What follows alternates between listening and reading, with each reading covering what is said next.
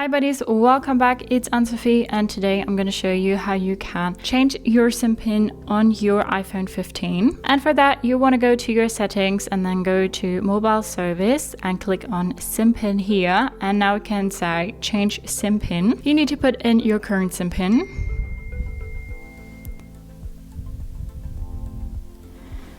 Done, and then put in your new Simpin.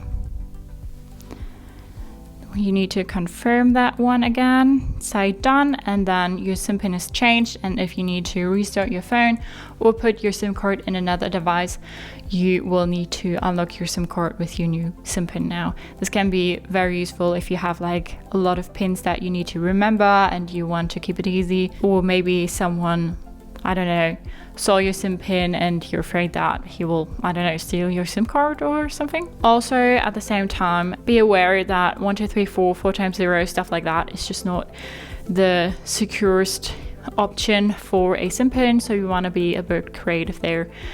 We use it as an example in our videos, but you want to be a bit more creative here. So that's how you can change your Simpin on your iPhone 15. Hope you liked it, hope it helped. If so, thumbs up, share and subscribe, and I hope to see you next time. Bye.